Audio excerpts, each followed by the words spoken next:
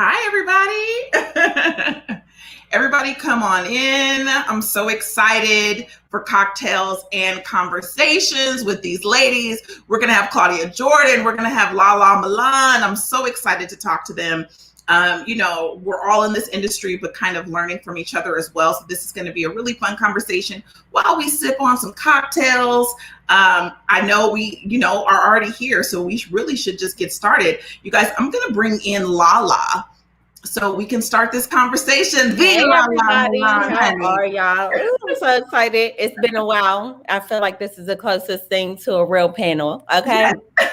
Absolutely. I haven't seen you in person in a minute, so I miss your face. See you. You look beautiful. Thank you. So do you, my girl. Okay, so before we get to this introduction, we have our Seagram's Escapes here. Yes, we do. And I wanted to know what flavor you're drinking. Are we drinking the same flavor? Wild berries? Oh, I have Jamaican Me Happy. Girl. I was like, let me do the wild berries, a little mixture, a little bit of here, a little bit of there. All right, so we will sip together and do a little toast. Well, we wanted to do it now. Okay, girl, we could do a little pre-sip. We're supposed to wait for the toast, but okay. I mean, I really don't feel like you're someone who needs an introduction, but I do have a bio here, so I do want to read a little bit from the bio for everybody that is joining right now. So, LaLa Milan, the LaLa Milan, is an advocate for self-love, female empowerment, and equality for Black creators, and is known for her quirky passion projects and offbeat business ventures. Listen, you have partnered with brands like Savage X Fenty, Tampax, AT&T, really Golden Globes. I saw you at the Golden Globes carpet. Yes, we was out there working. Yes, we were there. We were both there working. You've been featured in publications like Deadline, Essence, and The New Yorker. You really are an entertainer, an entrepreneur. You're an actress, and we have watched your journey online. Basically, we've watched you just really evolve, and you really do have a charisma that cannot be stopped. So we are very excited to have you today. Girl, it sounds so much better when other people be saying, you got something else over there you want to say?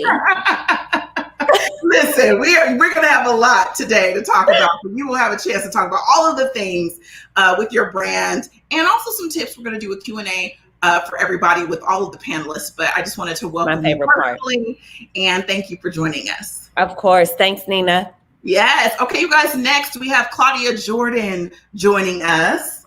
Claudia. Hey, Nina. How you doing? Hi. You look beautiful. Thank you. I had to throw it together, girl. I had a whole bunch of drama, but we'll get into that later. Throwing it together, then you are winning. Okay, you look beautiful. Thank you. Good to see you. Yes, you as well. Now, I know, LaLa and I have our drinks. I wanted to know which one you have chosen to sip on from your Seagram's Escapes. Well, I am a fan of the colada, the peanut. Tonight is the Calypso colada, and it's matching my light. So I am excited about this because I need a drink. Yes. Oh, see, you have a beautiful straw. You are really, right. I'm jealous already. Any panel I can drink on is a panel that I'm ready for. So yes, we're gonna all toast when we get B. Simone on here. But I, want to obviously give your introduction. You really are a woman who does not need an introduction. But just for those who need a little refresher, you guys, listen. Claudia is a voice of the underdog. She's a talk show host, an actress, a model. She did reality TV for a while as well, and she is also an activist and a motivational speaker. So Claudia is no stranger to the media masses. She got her start as a reporter, actually, in Rhode Island. You were hitting the beat, you were hitting the streets. Oh my God. And also you were known for participating in the Miss USA pageant, and then you came to LA and really started your career. And you've also done radio, you've done TV, you really have done it all. And you've been a part of game shows, like iconic game shows like The Price is Right, and of course, Deal or No Deal. So Claudia can add one more credit to her resume, as she has become the official reunion host of VH1's biggest franchise, the Love and Hip Hop Reunions. I'm glad to see your head is still on the swivel. Girl, you could have told me before how crazy it was. Kudos to you. I tip my hat to you. You made it so easy the way you were awesome. So, Thank you so much. And you handled it beautifully. And I'm excited to see you do more of those now that we are kind of leaving this pandemic. So we are all excited to see everything evolve. Listen, you guys, you are one of the queens of media. You both are. And so excited to talk to you. We're going to do some questions with me and also have some Q&A. But before we continue, you guys, I need to welcome B. Simone to the panel. Hey, y'all look so pretty, so made What's up. up, B? LaLa popped up with that matching eyeshadow. Then Claudia, I'm like, oh my gosh, I just got off a flight, y'all. So I'm rushing to the house. But I was supposed to be dolled up in Atlanta, but I'm in LA in the car. I had to rush to LA. So thank God for technology. We're going to make it happen, ladies. Okay. You know what? You sound fine and you look beautiful, especially just getting off a plane. I don't know whose skin looks like that. I was knocked out, girl. But you look amazing. Now, listen, you obviously are in a car, so we're not going to ask you which Seagram's Escape you have on you currently. I almost pulled over and got one. I was like, I need my drink. Y'all making this toast. I need my drink. We'll wait till you get settled to tell us which one. There's so many different wonderful flavors to choose from. So when you get to the house, you tell us and we'll cheers with we'll do a second cheers with you for this conversation, for cocktails and conversations. Now, I've already introduced the other ladies. And, you know, I want to go ahead and introduce B. Simone. You guys listen, she's a singer, an actress, social media personality from Dallas, Texas. You're currently residing in Atlanta, right? I live in Atlanta, yes. Yes, and you are a cast member of Wild 'N Out for, I believe, what, 6 years, 6 seasons? Oh, I think she froze. Okay, can you hear me? Uh-oh. All right, well, I can't hear B. Simone right now. I feel like there might be a little bit of a delay, but if there is, you know, we'll come back to her. But, you know, she has been on Wild 'N Out for 6 seasons, also has been a part of numerous films, and she's also a stand-up comedian. So she really is doing it all, you know, putting the products out there as well. Everybody, we know that she is a product queen. So we're going to be able to talk about all of that and how you made that happen and, you know, really just get the conversation started. So, ladies, thank you. Before we get started, everybody but B. Simone, she's going to be a little bit late with the toast. But can we just toast to all being together, being Black queens, having our Seagram's Escape, and having a conversation? Y'all not leaving me out. I'm about to fake toast. Cheers to you, ladies. Thank you, guys. Okay, so, you know, I really want to talk about making this happen, especially we're all Black women, we're making it happen in this industry. I want to talk about your journeys because everybody has a very unique journey, but a successful one. And everybody's journey is their own, which is why I really love the phrase, like, your lane is your own, because, you know, what's for you is for you. Thanks. LaLa, can we talk about your journey first? Because you know, I really saw you on clips on Instagram. That's how I was introduced to you. Just seeing these really funny clips, and I believe like some of them were at your job. Like you were at a desk job filming clips, and then all of a sudden I'm seeing you all over the place. Can you tell me how that transition happened? Yes, girl. Long story short, I had went viral for doing a parody of Fetty Wap's Trap Queen while I was working at Allstate, and it was for me just like, obviously I do not like this job, and let me figure out how I can strategically make my way into making this a career. I always knew I wanted to be in entertainment, and I would always ask God, like, you know, please lead me in that direction. That's crazy because he opened the door for me and I didn't know that was the door for me to walk through. So it was crazy because, again, I just went viral and I was like, wait a minute. This is the time. Is this it, God? And I just kept on creating content, and boom, it got me into everything that I've ever wanted to do. So it's been fire.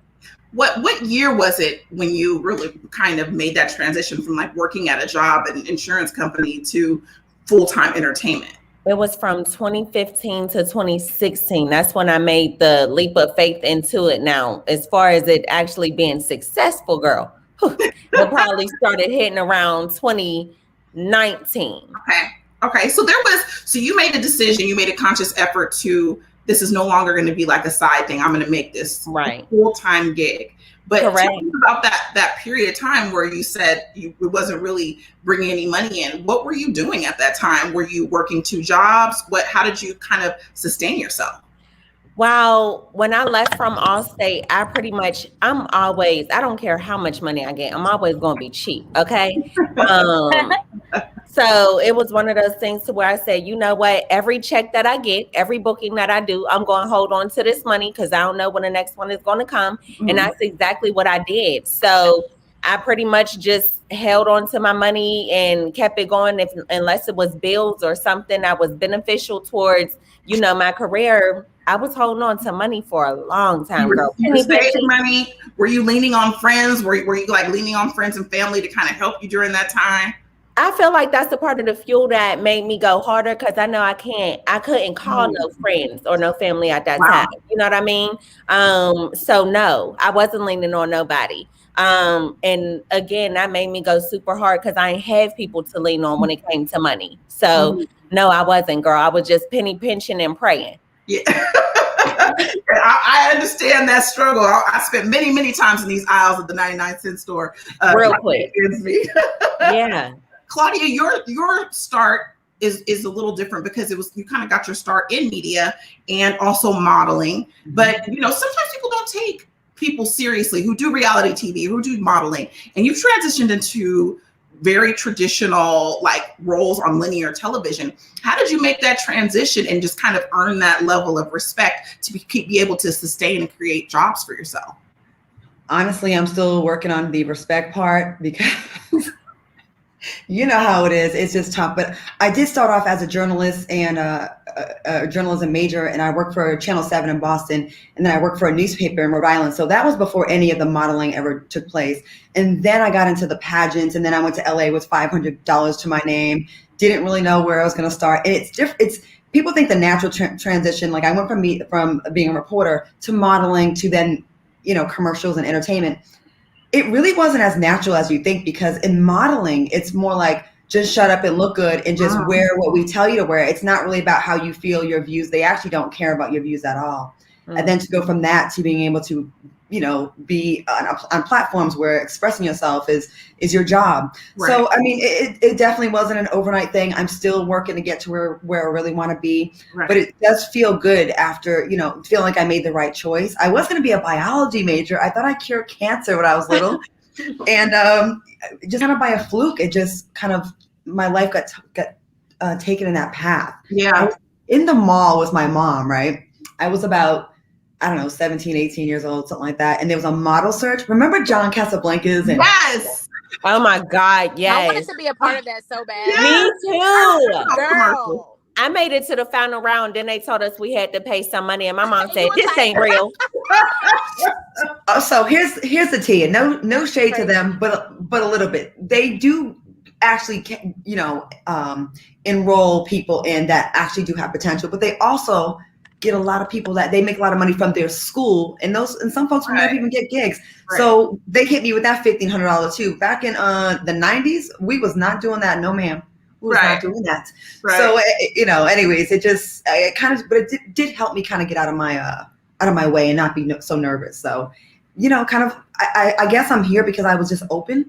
Yeah. If you can take anything away from what I'm saying today, is just being open, especially where you think you might end up and where you actually end up. We don't really make the plan. God does, you know what I mean? And he'll take you where you're supposed to go. Exactly. Yeah. And it's so weird because things these days, people see it and they think, oh, this happened really fast for them, not seeing how long you've been, you know, praying and hustling behind the scenes. Things aren't as fast. Simone, for you, you know, your start, it just went, for me, it just seemed like things really just took off for you. But personally, like, what were your initial goals to where you are now, where you're acting, you're singing, you know, you have products. Like I've seen you, you know, with all kinds of different products. Where did you see yourself going when you first started out? I just know I wanted to be in the entertainment world. At first, I thought I was going to be a singer. I was in girl groups when I was 15. And then, you know, this thing, social media, started popping. And I got on Instagram. And once Instagram started letting us do videos, because at first it was just pictures. It started letting us do videos. I would just show and laugh and vent and yell about my day. And stuff like that just went viral. You know, I would post a ranting video about my day, and it would get 400,000 views. And I would post my music, and it would get 400 views. I was like, they don't want to hear me sing. So you just they not giving a damn about my vocals. So you just need to give the people what they want. And sometimes God leads you in a different direction. And the people will tell you what they want on social media. If you're posting a selfie all day, and you know, your full body pictures get more likes, that's what your followers want to see. So you have to give them what they want without compromising who you are. And I felt like my personality was just who I was. And I just kept doing the videos. And the first time I went viral was 2016, the F-Boy video. It was everywhere, me screaming, acting a fool in the car. And it's crazy to think that was 4 or 5 years ago. Like, right.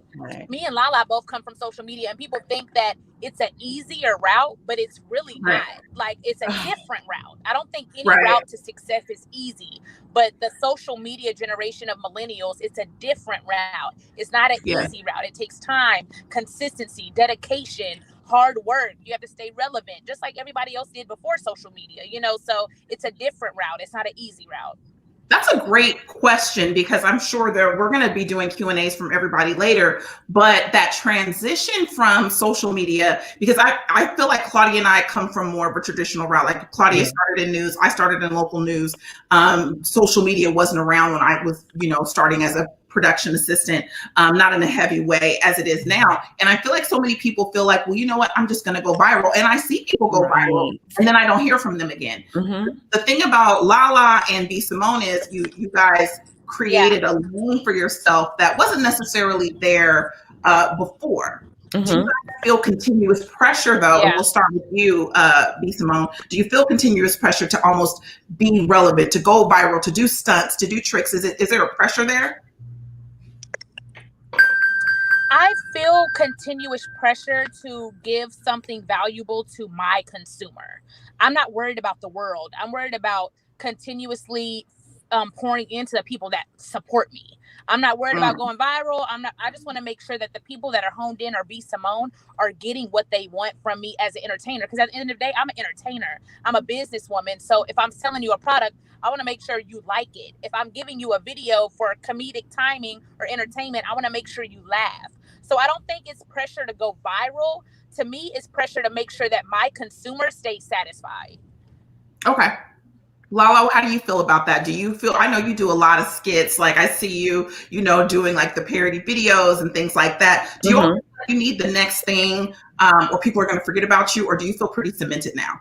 I used to. That was a while ago.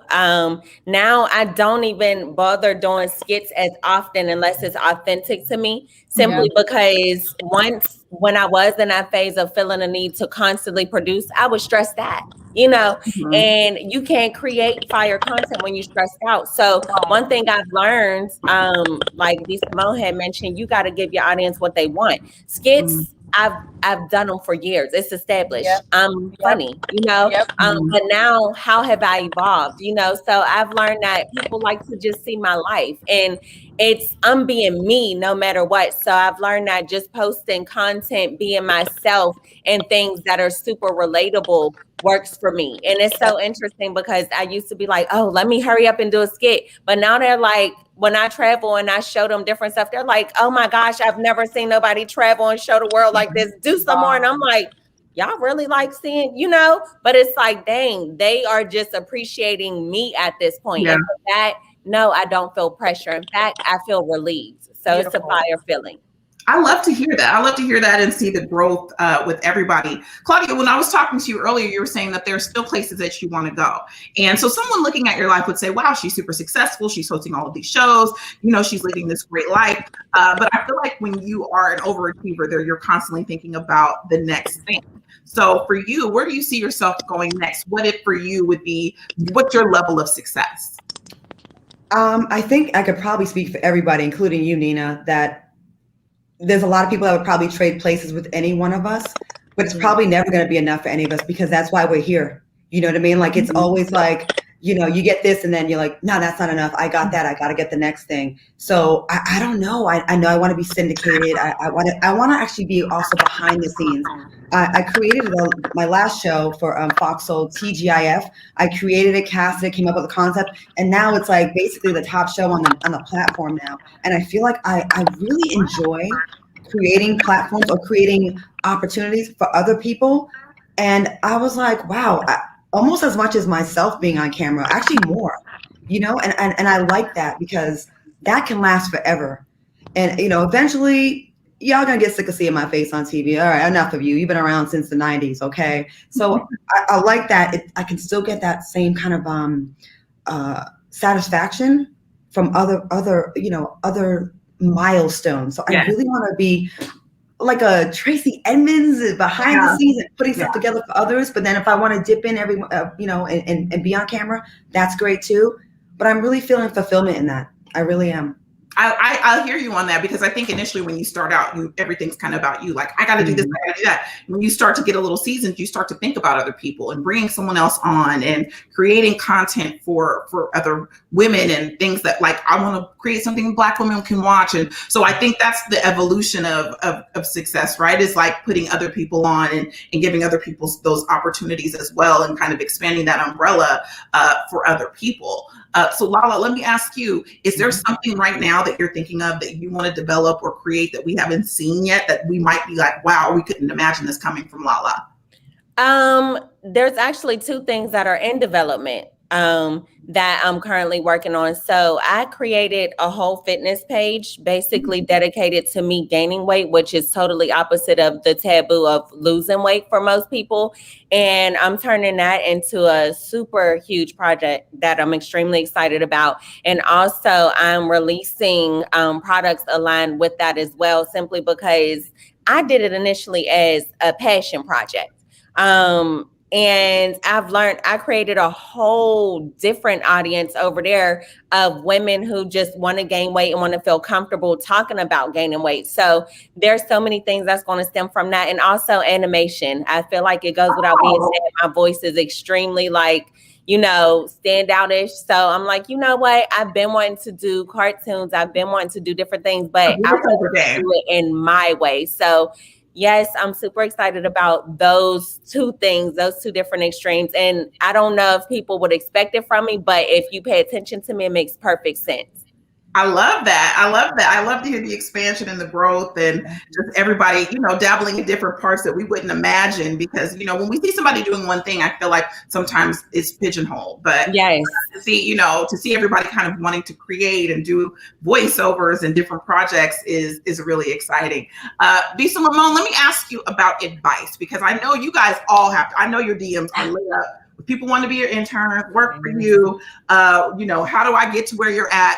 And it's hard, because everyone's life does look amazing on Instagram, and you don't see, the projects that fail. You don't see the things that did not work, or the days where you had, heartbreak. So Simone, what would be your advice for someone who's saying, hey, I want to do what you do. How do I get started?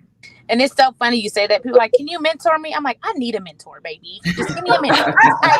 I cannot mentor you. I'm not about to mess up your life. So give me a mentor. I'm still trying to figure it out. We're so new to this. The Kevin Harts, the actors, they've been in it for 20, 30, 40 years. I'm 3 years in, to this. So I'm very new to it, but I don't want to say it's advice. I don't say I'm an advice giver. I'm a truth teller. I just tell my truth. The biggest thing that got Claudia here, the biggest thing that got LaLa here, the biggest thing that got Simone here, it's so cliche, but it's the realest thing ever, being ourselves. We weren't trying to be anybody else. When I was coming up on social media, I didn't say, how can I be like Jess Hilarious? How can I be like Pretty V? How can I be like LaLa Milan? No. Walk in your purpose, walk in your path of truth, and it'll come to you. You just have to walk with being yourself. As long as you're not harming people, bullying people, being a bad person, walk in your truth and be yourself, and that it will unlock doors. You don't have to have the how, the when, all that figured out now. Just know it's going to happen. And as you walk, those answers they'll come to light. I love that. I love that kind of honing in on who you are. Yeah. Claudia, do you have something to add to that? Yeah, I just want to piggyback off what she said. I think that's fantastic and so on point. And even when you have negative feedback, I think that's something we probably have all gotten, negative feedback. And that shouldn't even discourage you. If you're making people feel something in their stomach about you, love or hate, they're still going to watch. They probably, some of them tune in even more. But a lot of times people get a little bit of negative press and then just want to, change their persona or change something to kind of appease the masses. And I'm just here to encourage you not to do that, and stick with being you, and no one else can do you like you. And audience find you, right? Like, I think sometimes maybe you think your audience will be one thing, and then it attracts a different group, but the people that are for you seem to find you. They will. Your tribe will find you, and the people that are supposed to be supporting you, they will. And I remember doing reality for a little while. I had never seen so much negative feedback after like never hardly getting negative feedback before. Right. But I was like, you know what? Those people aren't for me. The ones that are for me are rocking with me, are supporting me, are showing up. And that's okay. Everyone doesn't have to like love you, but they do need to tune in and get those numbers up. That's all. It's good. I'm going to ask this, and I want you to all respond because, you know, obviously when on a smaller scale, you don't get a lot of negativity. And it seems to come in waves sometimes with toxicity in social media, where there's one point where everybody loves you, and then something happens and it turns, and then it seems like everybody's against you. So I would love to ask you guys how you deal with social media trolls or bad press, or a day where things might have gotten misconstrued or misunderstood. I know we've all dealt with that, and it can be overwhelming, and not everybody deals with it the same way. So I want to ask you, when you've had one of those days where people are coming for you, you see yourself in the blogs and people are trolling you, and how do you deal with that? To be honest, I don't pay it any attention. Because one thing I've learned about the internet, they're so wishy-washy and they're bandwagoners most of the time.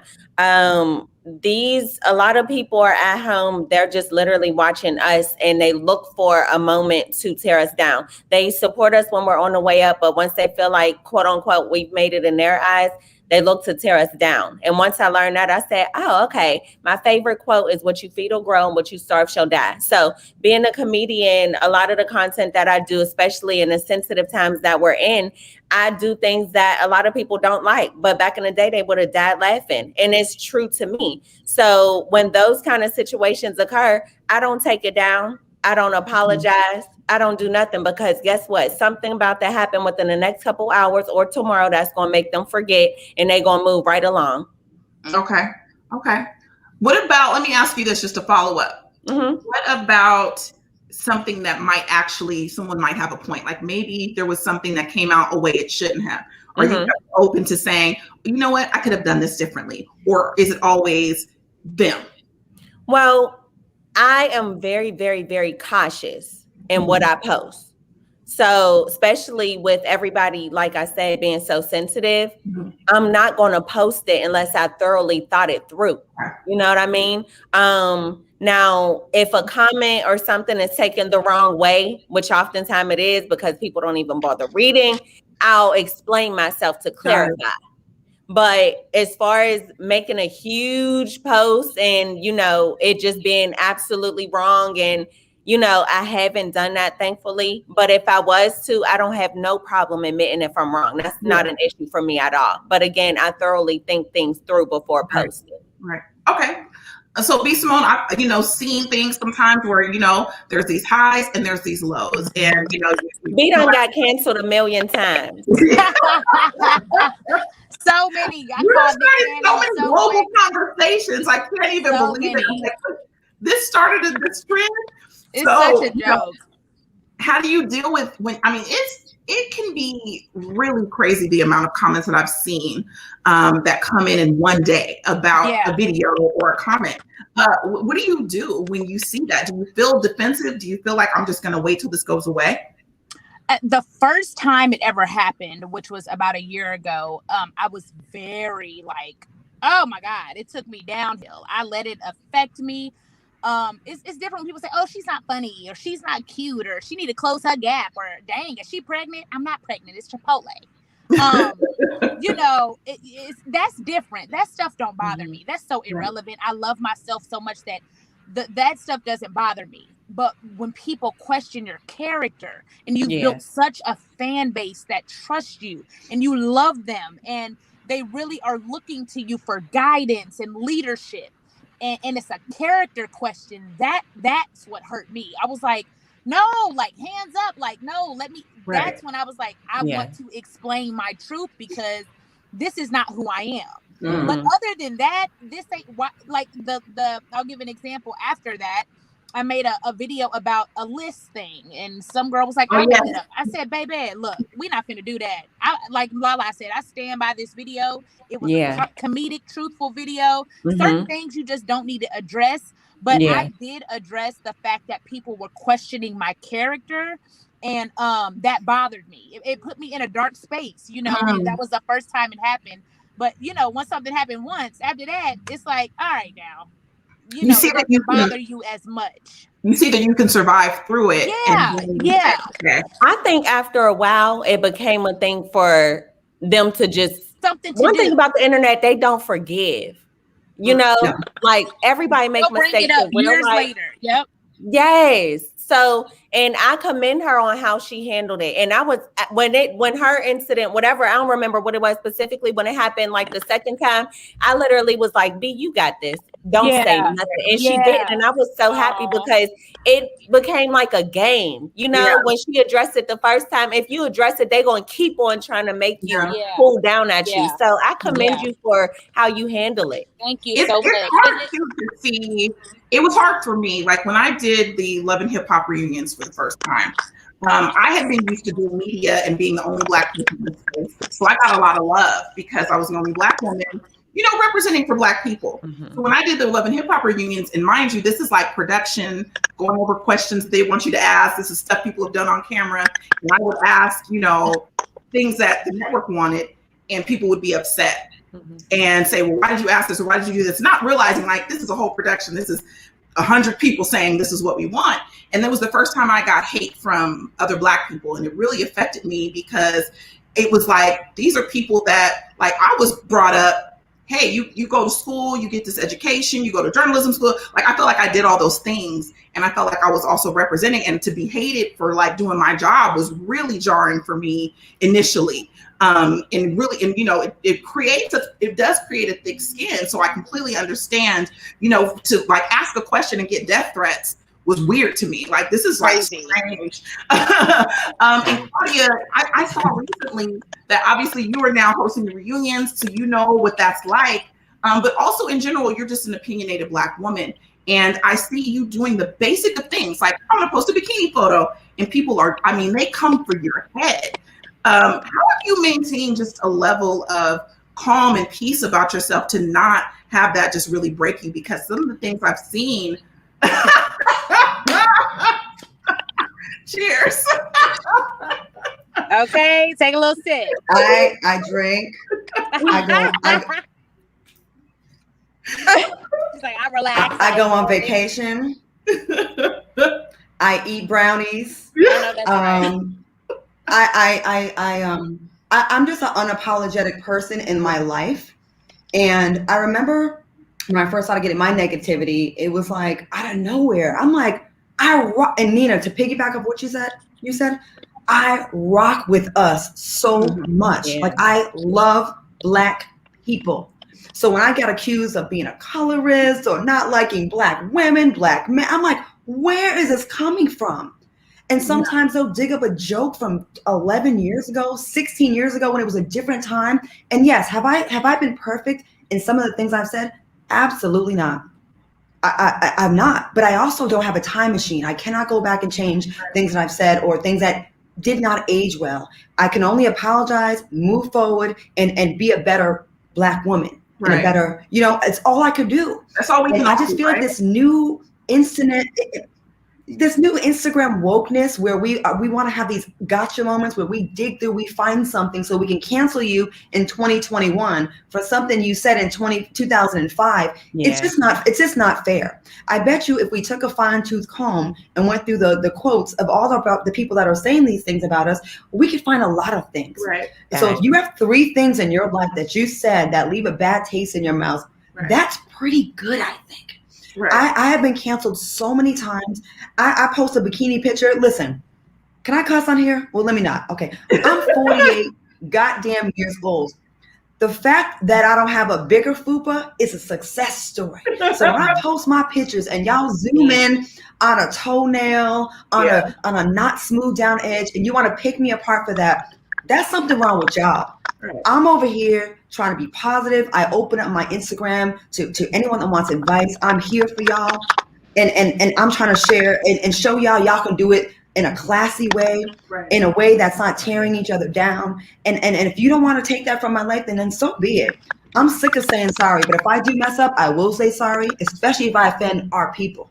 Yeah. But like, we gotta stop holding us in the media to an unrealistic standard that you guys could never maintain yourselves. It's just not fair. Yeah. It's just not fair. And it really, it's good that we're talking about this, because I think when we talk about it goes to a mental health thing, right? Because I think we've talked about mental health in the Black community. We've seen Taraji P. Henson start, this movement for Black therapists and getting mental health. And I think that that's such a great conversation to have. And, I've interacted with all of you, and you're all lovely women. And, it's hard sometimes when you're a public figure and people take your words. So I'm really happy to have this sit down with you guys. People can see you, in a comfortable space, and just being able to be vulnerable and talk about this. But I think that speaks to why all of you are successful and excelling, is because one thing about each and every one of you is you're authentically who you are. You're opinionated. You say what you want to say. And I think that falls in line with being a Black woman. And I think sometimes people have a problem with opinionated Black women in general.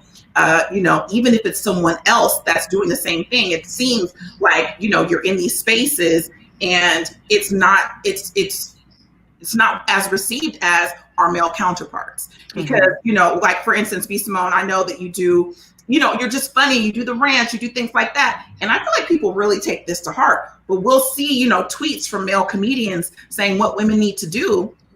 Or we see someone like Kevin Samuels and we see them embraced. But it's strange to me that Black women can have set standards and it's taken apart. So do you guys see that double standard in the industry when you're working? Can I just say something real quick, and I'll shut up. A lot of times, and it's us doing it though. A lot of times it's us as Black women doing it to other Black women. I don't care. I expect it from white folks, okay? Racist. Well, I expect it for them. When it comes from us, it hurts so much more. So when we're in the blogs and comments, it's us that's doing it to each other. So if I could just challenge our sisters that are out here watching this right now, just try to give your sisters a little bit of grace that you would want to have for your life. Because there is a double standard, and we get crucified for saying a watered down version of what a man would say that y'all celebrate. We don't get forgiven for anything. And why is that? And you know what I mean? Like we are you. We are you. Right. So, and that standard for Black women is high. And there doesn't seem to be a lot of room for error oftentimes. B. Simone, would you say that you've seen people who kind of mirror what you do get more of a pass than you do? Do you feel like you're held to a higher standard than your male counterparts? Sometime. I don't really get too much into the male and female. I just feel like Claudia said, it's the Black thing. Like when you go through the comments or you see, it's like all Black women or all people that would never have the gumption or the courage to even do what we do every single day. Like it's people that would never get on the stage and do stand up. It's people that, and that's why my 9-to-5 comment got me in so much trouble. I'm not going to not date a guy with a 9-to-5 because of his income, because 9-to-5ers are the most hardworking people in America. I'm not going to date a guy that has a 9-to-5 because people sitting at a desk, 90% of those people are miserable inside and not following the dream that they have in their heart. They have $1 million idea and they're sitting at a desk every day for a 2-week check and they're not following their dream. I'm not going to date a guy that does that. I ask my people at my stand-up shows, raise your hand if you have a 9-to-5. Damn near the whole room raises their hand. Raise your hand if you love your job and you will be there for the next 50 years. You would love to be there for the next 50 years. 2 people raise their hand. That's why I'm not dating a guy with a 9-to-5. People need to have the gumption to do what we do or shut up. You don't have the courage to do what we do every single day. We are literally paving the way for the next generation of Black women. That's exactly what we're doing. And people have done it for us. So I think it's more of a women's support thing. Like Claudia says, it starts with us. Forget the guys supporting us. If we can't support each other, why are we worried about males supporting us? You know what's funny, B. Simone? You said the 9-to-5 thing, and it made such they were so outraged. But yeah, women have to be beautiful, have a certain kind of hair, eyebrows on fleek, which Nina always gets right. Gotta have this designer bag. The waist gotta be this small. The ass gotta be this big. There's such a checklist of what they expect from us. We can't make one comment about income or a job without being like we're just this one materialistic gold. Like we're just this horrible person. And no one keeps the same picture. It just means that, listen, we all have different versions of what success is. And to some people, success is having a healthy family. To some people, success is what house you live in. So, success is relative. I think what it boils down to is respect. And I think, whether you have different views or not, that respect should always be there, especially for people who are striving to create something for people that look like them. And on that note, you guys, I do want to move into the Q&A because we have so many people watching and people have questions. You have fans here who want to talk to you. So we're going to get to some questions. Now, before we get to the questions, though, I do want to have everybody take a little sip of their Seagram's Escape. I am drinking Jamaica Me Happy because y'all ladies are Jamaican right now. I know. Give me some, LaLa. You so sweet. We're all giving Simone a little sippy sip. There you go, B. That was cute. Thank you. And now listen, these are so tasty and refreshing. So I'm happy to be having these cocktails with you ladies. We're going to be getting Q&A questions sent to us very shortly. And they're going to be coming in. But, until they come in, I'm going to talk to you guys more about what you think your superpower is. I feel like we all feel like there's something I do really well, and it may not even be related to what you're doing for work, but maybe you have maybe you're the person all your friends come to because, you're able to be the best moderator or mediator between them. Is there anything, LaLa, that you have that you feel like, man, this is what I do well. This is my superpower. My superpower is keeping it real and being transparent no matter what. And I say that because transparency, a lot of people are afraid to do it because they feel like it makes them be too vulnerable. But I've learned that being transparent allows people to relate to you more and they appreciate you more because people just don't do it. And in that, it helps me to become a better woman because through sharing things out of transparency and seeing that the things that I experience and all that is absolutely normal and super relatable, it allows me to grow from that instead of being ashamed from it and afraid of it. So transparency is absolutely like my number one superpower. I love that. Claudia, what is your superpower? I'm going to say it's twofold, but real quick. Being honest. I'm painfully honest, even to a fault. And being able to get over things and see the big picture. If I really put my whole story out there about all the things that I have seen and been through, it would fill a couple of books. But being able to kind of get past things and see the big picture has gotten me through a lot of these things and kind of thinking like there's going to be a better day tomorrow. And it also makes me be a good listener to my friends and being able to empathize. I get teary-eyed and cry over people's stories all the time. Putting myself in their shoes, and I just feel like we need to do that more so we can be more of an empath to others. You know what I mean? I think it's easy in this business to be me, I, and not really care about anybody else. But when you can really put yourself in someone else's shoes, you can be a good friend, a good partner, a good host, just a good human being. So those are my superpowers. I love that. B. Simone, what is your superpower?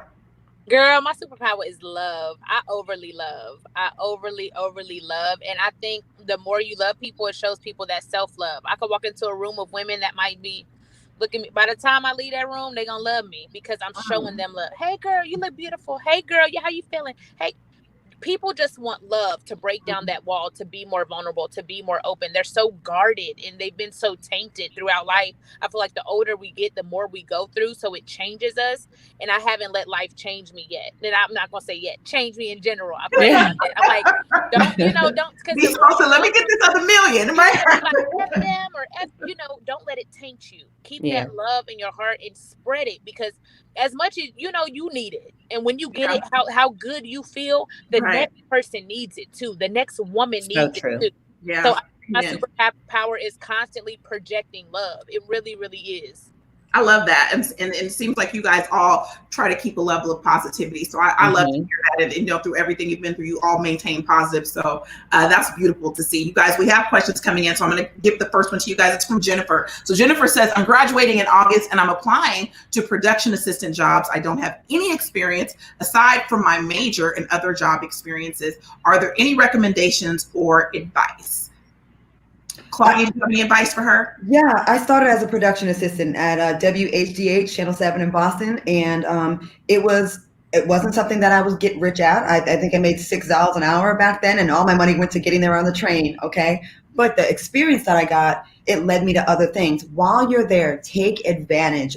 When you get your first gig, and you will, asked to do more. Can I write? Can I learn Chiron? Can I learn how to put graphics up? Can I do more? And people will see that. And that'll separate you from the next person that's just there to get a paycheck. I promise you. And just be open to things. And sometimes taking a step backwards financially, it will help you get 2 steps forward. And being humble, even when you get to where you think, oh, this is it, I made it. If you can maintain humility, I promise you, there's always someone watching that will want to rock with you and hire you just because of your attitude. Yeah. Seriously. I think that last part too, there's always someone watching, is a really great key advice, especially to people who are looking to be in this industry, whether it's behind the scenes or in front of the camera. There is always someone watching. Remember that. And I think that's a great key to advice. So there is another question from Anthony. It's actually for you, Claudia. It says, is it challenging for you to be an entertainer sometimes? It's challenging when you feel like I'm 48 now, and I've been around for a long time, and I feel like I'm still not there yet. But when you do things the right way and no shortcuts, no sugar daddies, it takes longer. So it does. I'm just saying. While the producers I done turned down, I could have been so much further ahead. Anyways, it gets challenging to maintain the level, because unfortunately in this business, you get a couple gigs and people don't realize one gig is like winning the lottery, right, ladies? Like, It's hard to get that one. And if you don't keep doing that all the time, it's like you fell off. I'm like, how many people do you know won the lottery 5 times? Yeah. And then it's like, there is that pressure, like, I got to get that next thing, or I got to maintain. And sometimes that gets hard. Yeah, absolutely. And it's that next thing, obviously, we talked about that before, is always, I think, at the top of anybody's head who has got, a little taste of success. You're always thinking about the next thing. And so I know that we talked a little bit about what everybody wants to do. Simone, I'm not sure if you were on at the time, but we were talking about kind of like the next ventures. What do you have next coming that we see that we might not expect from you? Yeah, stand up. I mean, I'm doing stand up. I just want to do bigger. I'm doing weekends in comedy clubs, which will lead to theaters, then, headline in arenas. I know LaLa mentioned her fitness journey, which she inspired me to start a page for it. Her, Massey, Omar, Duke, my girl Candace, and Leanne V. These are probably 6 people that I follow that are very, very into fitness. And I've been, up and down, weight gain, contemplating BBLs, literally having consultations and canceling the appointment. Making sure a battle between who I really want to be and society, and I think just like LaLa said with her fitness journey, she motivated me, and starting that page as an outlet to be who you are. And you see so many women that are motivated by your truth. It's like, you know what? There's millions of people out there that feel the way I feel. How dare I complain about the body God gave me and be lazy and sit here and binge eat, and you're eating crap and you're complaining why you don't have abs. God gave you the tools to have the body you want. You just have to work for it, just like everything else. So I think getting more into that fitness world also, but really stand up, man. I really want to take it to the next level. I call it LaLa, me, Watch Jazzy, Pretty V, Just Hilarious. You cannot mention a Black millennial that does comedy without mentioning our names. We're the queens, the millennial queens of comedy. I want to take that. We literally are. And I want to take that to the next level and really, I mean, there's no reasons we shouldn't be in arenas and doing shows and just, I really want to do that. Wait, this sounds like it could be something coming, because I feel like why don't talk from the heart right now? We haven't planned anything, but when people say who inspires you, I literally name the women I just named. I didn't grow up, wanting to be Monique or Queen Latifah, even though those are legends. They're amazing in the comedy world. I started comedy on social media. I looked to the left of me and said, LaLa is on stage. How can I do that? Just Hilarious is on stage. How can I do that? Pretty V is hosting. How can I do that? These are women that motivated me. So trying to take the stand up and the stage to the next level. Yeah, it's different. You do hear, I mean, when you hear like, who's the TV host you admire, people say Oprah, or, when you you hear the traditional. Times are changing now, where your peers are inspiring you more than maybe the legends have, because it's I think everybody's being more transparent about their journey, right? So that's really cool to hear. We have a question from D Shields in Denver for LaLa. She says, what pushes you to try the next thing? I would say fear, right? And I know it sounds crazy, but a lot of times when I was coming up, fear crippled me from doing a lot of things that I always wanted to do. Man. So now instead of allowing it to stop me from doing things, I'd be like, if I'm not doing it, I'd be like, oh, you scared, huh? I bet you won't do it. I use it as like reverse psychology to make myself go. So fear fuels a lot of stuff in me because low key, I'm a scaredy cat. You know what I mean? But I promise myself that the older I get, I never want to look back and say, I wish I would have done anything. So I allow the negative thoughts in my head to fuel me to do anything that I want to try. Come on. I love hearing that. And that gets me to my next question. So you said fear motivates you. What motivated you guys? So there's always that one thing that kind of helps you get started. Like I have a story in my head of like my one chance that I took to kind of start in TV hosting, that kind of broke me out from everybody else. Do you have that one thing in your head that motivated you to just take that next, like, this is how I found the courage to go to this audition or post this video or, make this thing happen? Do you guys all have that one thing that where you found it in your spirit to make that step? Do you remember that moment? I like to pay back people that doubted me or tried to abuse me or tried to put me down as a child. And I'm going to go ahead. I'm a little bit petty, so I'm going to just go ahead and own that. I remember two people, and it's not like I think about them a lot, but early on, I remember they lit a fire underneath me. My English teacher in high school, we had to write a paper for our final project, and I wrote a paper on racism because I thought she was a racist. So I was an activist way back then, okay? So I wrote this paper talking about her, and it was a masterpiece. It was so good. She gave me an F, and she said I was a terrible writer. Wow. After that, I became a journalist, a newspaper reporter, a TV host, a talk show host, and an activist. I remember being at the Million Man March in 1995, covering it for my newspaper, and I had the front page of my newspaper.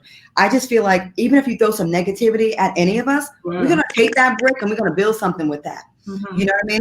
I'm going to take that hate and that negative and that criticism and be like, okay, I'm going to use that. And I don't want to base a career on hate. It's not what I'm saying. But it's like, instead of letting that be like a woe is me, oh, she was so mean to me, I'll be like, oh, I'm going to show you. Yeah. And I mean, she was wrong. And we all find our fuel from somewhere, and so I love hearing that. Before you guys answer the rest of that question, we have more questions coming in. So we'll go back to that. Tiffany says, do you ladies experience nervousness? Do you get nervous? All the time. I feel like nervousness, if you're not nervous, then it's too comfortable of a situation. Yeah. It's always a situation to where anytime it's something causing me to be nervous, I'm like, this is new. This is going to be it for me because I'm uncomfortable. The best things comes out of uncomfortability. So I always experience nervousness, but I embrace my nervousness because it's a signal telling me like, girl, this is about to be huge. Go and do it. Don't let your nervousness stop you. I love that you tap into your feelings, LaLa. You really try to understand why you're feeling, to kind of execute what you need to do. And I love that. Sometimes you just sit in fear or nervousness or, and you don't know why you're feeling that way. I like that you tap into it. That's a superpower. Okay. Amen. Simone, you nervous? What? I literally pace and sometimes work myself up to nausea and throwing up before my stand-up shows. And then I get out there like nothing happened. I'm like, am I a psychopath? Because I was just throwing up. And now I'm up here like, but it is that nervousness. I don't want to say it's fear, because I used to be fearful. Now it's a nervousness. Nervousness is okay. Having those butterflies. And like LaLa said, if you're not nervous, then you're either, that's not what you're supposed to be doing. You don't give a damn about it, or you're too comfortable. So you want to have that feeling. Everybody just wants to do good. You want to do good. You want it to work. And it's just nervousness for the unknown, right? So you just fight through that feeling. You fight through it, and most of the time, what you're nervous about and scared of is never going to happen anyway. Right. What if I fall? What if I trip? What if they don't laugh? None of it ever happens. It's just all these what ifs. So just go for it. Claudia, before you're on camera, do you get nervous? No, I'm not nervous about that, but things that I'm insecure about still. You know what I mean? Like if I feel like I'm not that good with something, you know, when I first got into acting, I did a few parts. I was like, I don't think I'm good enough for this. Yeah. So the things that I'm insecure about, of course, but the things that that I love to do, and I'm just like, I got this. No, I look forward to it. But I am a bit of an adrenaline junkie, so I do like to try things that I may not be good at, or I've never done before, and get that blood pumping, and then see if I could challenge myself to conquer that. So yeah. I hope people are really taking note from what I'm hearing, because I like to learn from people who are from my peers as well. And the one thing I'm hearing you guys all say is you tap into the things that scare you. Instead of running from them. And I really like hearing that, because it's like you use that as your trigger to say, because I think when you work out and they say if you don't like an exercise, that's the one you need to do the most. Mm-hmm. And I think like this is also telling people like, hey, these things that scare me, maybe I need to run towards them a little bit, because it might open up a part of you that you weren't aware that you had. So, I hope people are taking these notes, because there's so many things to learn from you guys. But that really is a key thing that I think is really important to tell people is, fear seems to fuel a lot of us. And that seems to be the constant I hear from people who are successful, is that, instead of being afraid of it, you run towards it. We are ending, you guys. We only have a few minutes remaining. It's been so great talking to you guys. I feel, like things like this, like a sister circle, it's always good to just talk, because, in this business, sometimes you can feel lonely or feel like nobody's going through what you're going through. So when you hear other people talking about it, it really is fulfilling. So I just want to give you guys each a moment to just kind of give a last piece of advice to people who are watching, to people who, really admire what you're doing and may want to do what you're doing, or just, really just say that they support you. I just want to know what you guys, some last words that you have to impart on the group. LaLa, let's start with you. Okay, first of all, I want to say thank you to each and every one of y'all who genuinely support me. I super appreciate it. And y'all, I wouldn't be here if it wasn't for you. I want to tell you that no matter what it is that you are doing, to remain consistent no matter what. A lot of times we tend to judge where we are as far as progress, and it seems like we're stagnant, but don't be discouraged by where you are. Look at where you came from, and never forget that you got there from being consistent, and do not stop. I don't care what it is, whether you're starting a business, whether you're trying to be a better person, whether you're trying to just overall, grow in life. Do not stop, because at the end of the day, slow progress is progress, and you will eventually get there. I love that. B. Simone, I'll go ahead and let you take it as well. You're imparting levels of advice.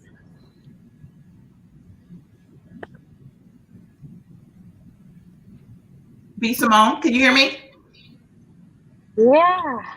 I don't know what to say after that. Good luck, people. She said it all. No, be purpose driven, not money driven. Yes. Can you hear me? Yes. Got you. Hello? Yeah, I think there might be a little bit of delay with B. Simone, but Claudia,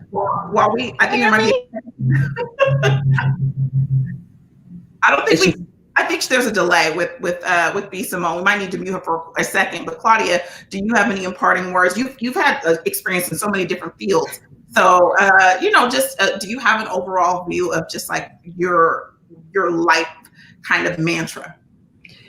I love this quote. If it was easy, everybody would be doing it. And sometimes it'll be hard, and that's okay. It's okay for it to be hard. It's okay for you to get to a point where you may even want to quit. But remember what it was about, your career path that you've chosen that excited you. I really can't stress enough. I say this all the time about being humble and treating people with respect. Like you just never know. And people are always watching us. And I'll say, I think I've gotten more gigs for my attitude than for my talent. Because I don't think I'm that talented. I think I'm all right.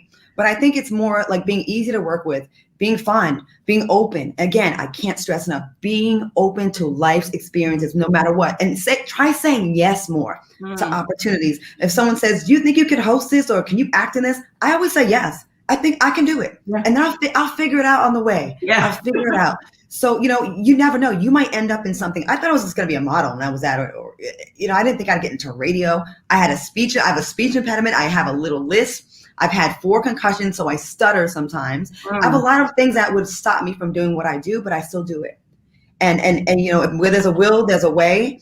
And, you know, it's okay to not be perfect. And, you know, and you just be the best you can be. And someone out there is going to feel it. Somebody's going to feel it for sure. And, you know, listen, you guys are all examples of beautiful, strong Black women from various backgrounds with different types of messages and platforms and brands. But there have been so many constants in what you guys have all said today. And so, you know, I've learned so much. I'm sure everybody viewing has learned so much. And, you know, it just feels great to see you guys striving and successful, because this is the truth. If we can do it, other people can too. So, you know, I hope that they take those parting words, you know, building these bridges for everybody to come along. And I look so forward to seeing you guys and your ventures and everything that you have going on right now for the rest of 2021 and beyond. So I want to just cheers you ladies for cocktails and conversations. Seagram's Escapes. So cute. Drinks. We're going to enjoy the rest of this Saturday. And I have Thank you. Thank you guys. It was so bomb seeing y'all. Yes. Same. Y'all are beautiful. Out there. Thank you for joining us. Have a good one, everybody. Thank you, Seagram's. I'm about to get lit.